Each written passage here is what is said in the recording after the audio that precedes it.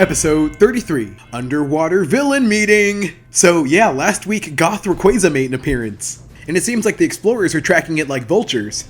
Expectedly, Roy wastes no time in challenging it, but Amethio is also here, and he's got an Ultra Ball, so you know he means business. Makes you wonder between Roy and Amethio who wants Rayquaza more. Also, I just really enjoy the level of destruction that Rayquaza brings with it. I mean, we get the 3-layer hug. The difference in this new series is also super apparent. Satoshi wouldn't let his own mother restrain him, let alone freed. But the situation is rapidly escalating, and Amethio is terribly outmatched. All I can say is I went, aha! Similar to the first time they met, Rayquaza's like, die! And really all the Volt Tacklers can do is play defense. As things are getting worse, and in a twist, Liko protects Roy, the latter of whom is showing way too much bravado. In response, Terapagos goes through one of the most majestic transformations in Pocket Monsters. I haven't actually followed Scarlet Violet too much, but I'm sure this timing is related to the DLC. But unfortunately, it couldn't maintain this superb bearded form for long, so Rayquaza takes off. I'm sure it wants them to level up some more before humoring them again. And one thing I loved here. In this anime, usually huge, world-changing events will happen, and then the cast will just instantly move on from it.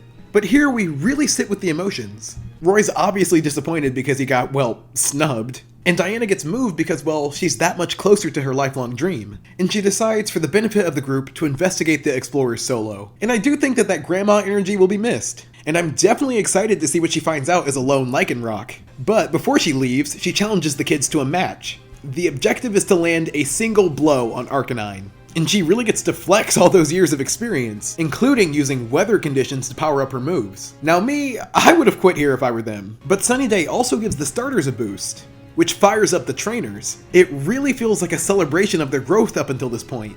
In fact, Spriggy slithers right on up to it and gets them the win.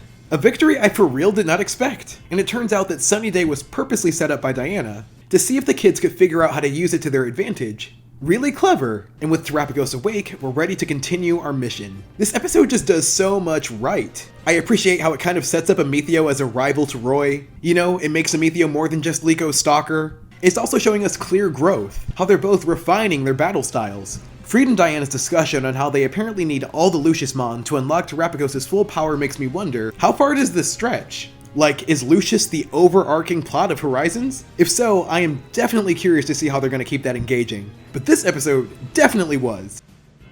Hey,